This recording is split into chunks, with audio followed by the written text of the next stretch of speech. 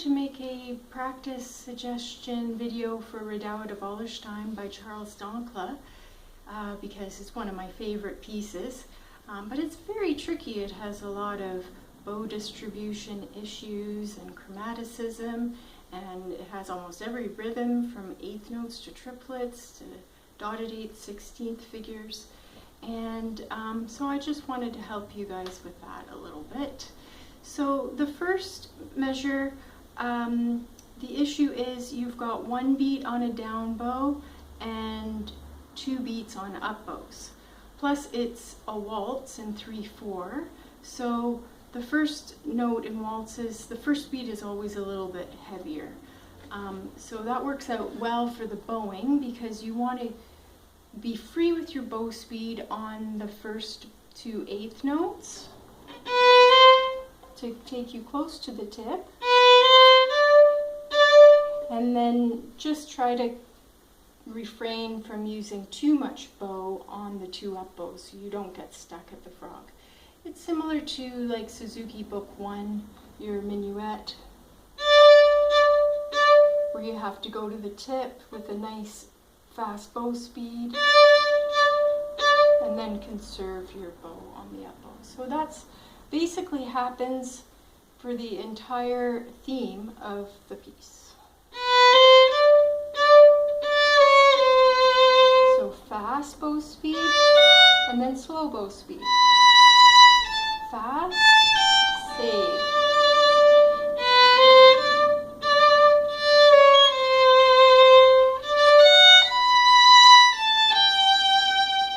Same thing here.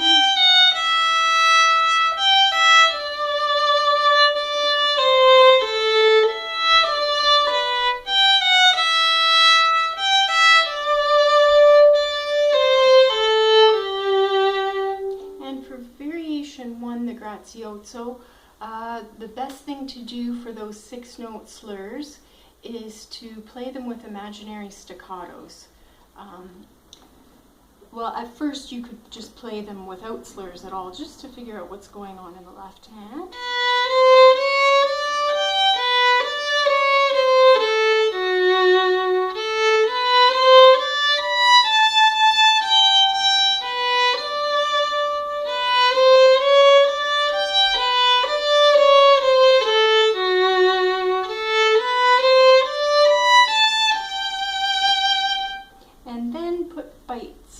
Imaginary staccatos.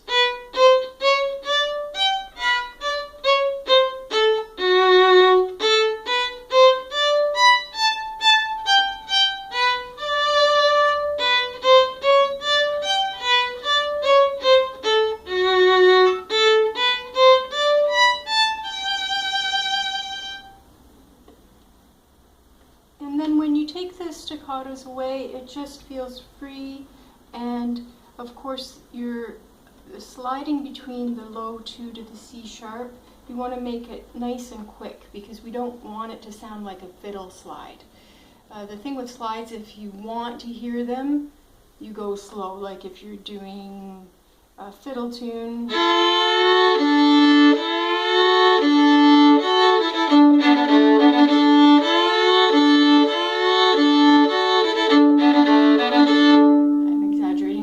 To make a point, but if you want to show off, oh, I'm doing a slide in this fiddle tune, you do it slow so that, oh, we can hear the slide. But in classical music, especially Mozart, we don't want to hear slides, so if you do have to go from a low 2 to a high 2, you want to do it quickly to hide it.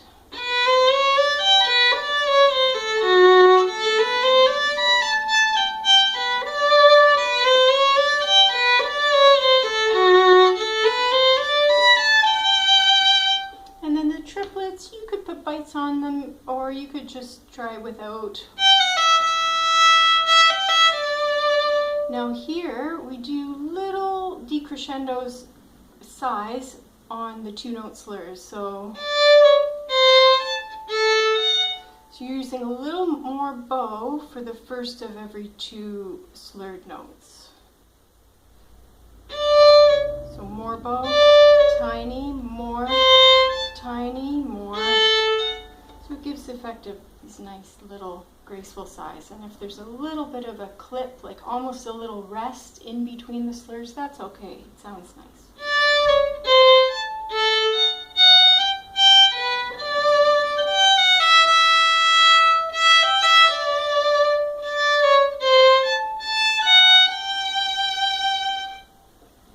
And for variation 2, I'm sounding a little bit like a broken record. You can probably guess what I'm going to say. Put bites on the slurs. Here you could focus more on the sighs. So bites on the triplets.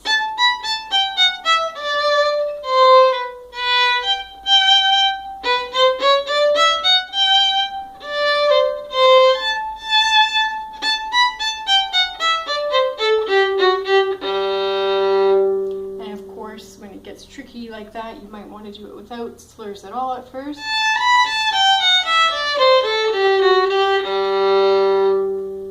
And then the double stops, you can always just play the top notes alone.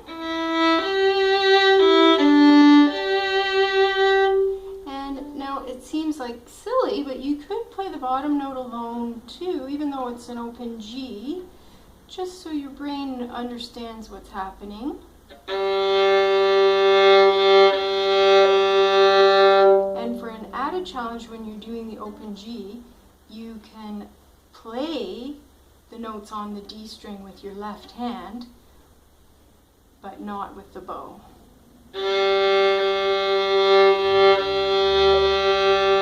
Then it'll be really easy to put it together.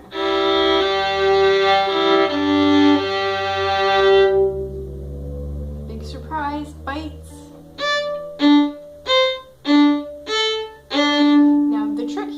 String crossing. So not only do you want to be aware of the bite, but new string, new finger, new string, new string, new string. So make sure you're on the new string before you move your bow.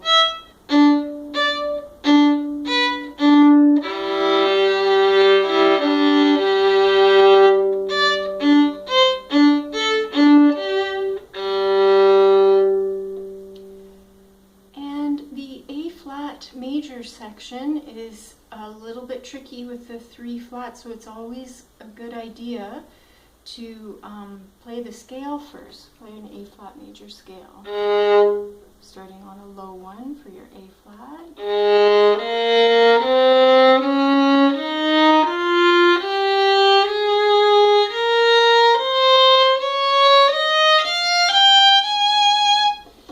Sorry, should be an E flat major scale. Okay, so that actually makes it a lot easier. You don't have to do 2 octaves. So E flat major, low 1 on the D string, starting on E flat.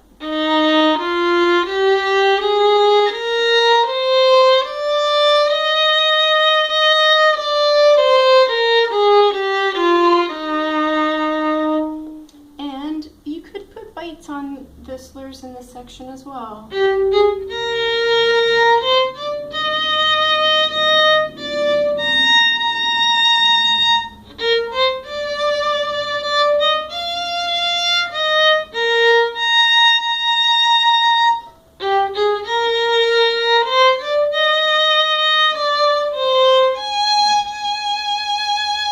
That's a low 3 there. Make sure it goes nice and cozy beside your C natural 2.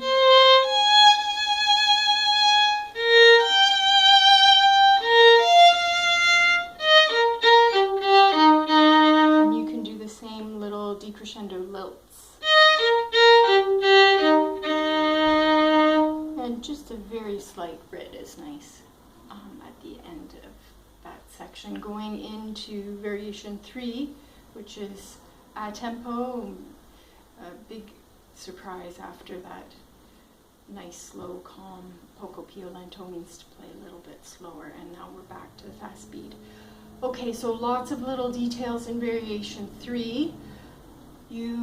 It's like the beginning. In the first beat, you want to get to the tip, especially for this variation, because you have to do 8 16th notes in an up bow.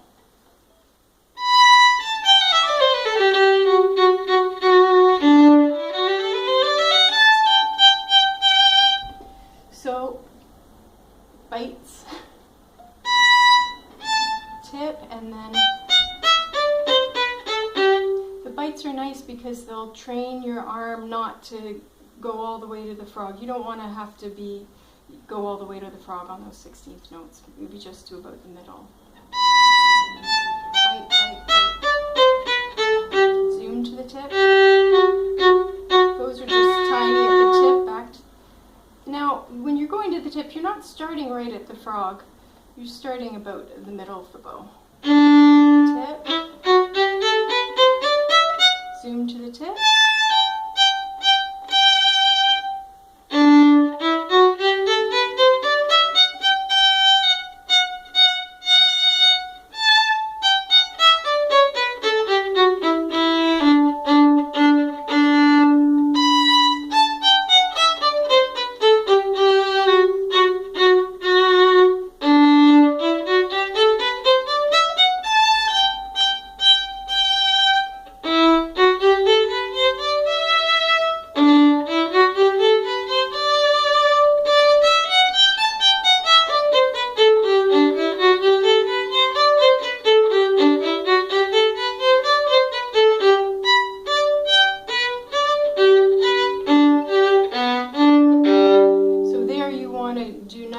Martele bites on the 8th notes.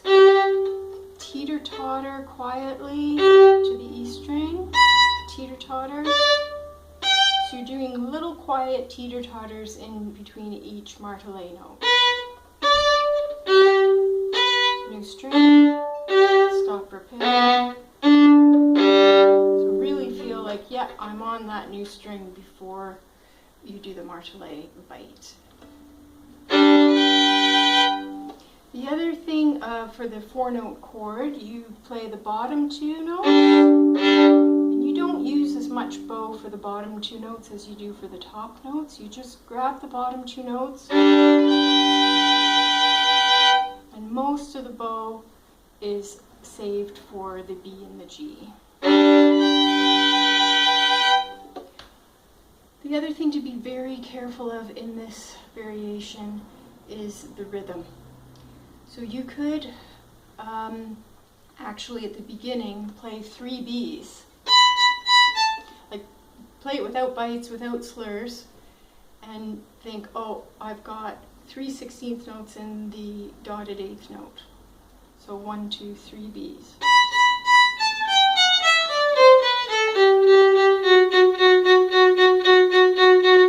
And there I was playing 16th notes equaling the notes that are in that measure. But I think I'm going to demonstrate this. I'll just do it in the measures with the 16th notes. So 1, 2, 3.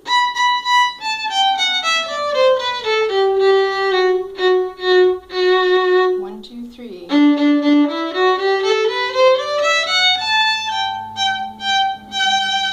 Now this doesn't have a dot, so it's only 2.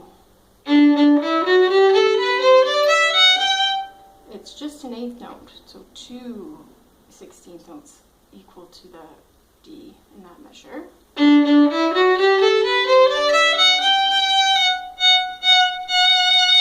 2.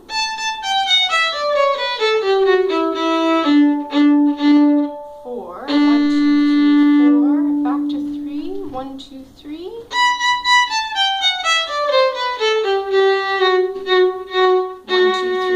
1, 2, 3. 1, 2,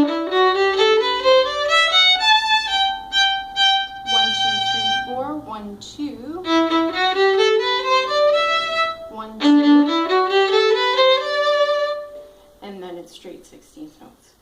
So that's a good idea to take the slurs out completely, and every time you have an 8th note or a dotted 8th note, play the equivalent 16th note values. And then when you play it with the slurs in your mind, be very aware of whether you're playing dotted 8ths or regular 8ths. 1, 2, 3. 1, 2, 3. 1, 2. 1, 2. And at the beginning of that line, have to move the bow quickly to get to the tip, because you have 10/16 notes in the up bow in that measure. One down bow and then 10 notes. 1, 2, 3. 1, 2, 3. 1, 2. 1, 2.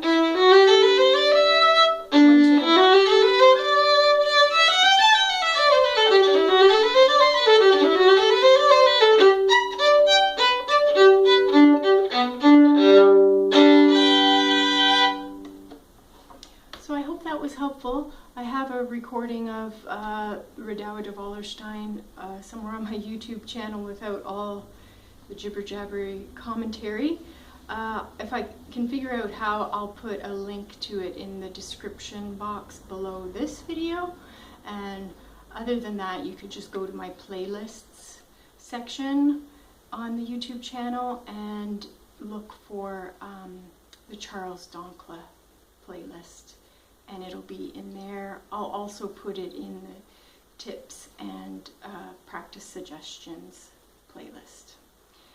Okay, so I hope that was helpful. Have a great day.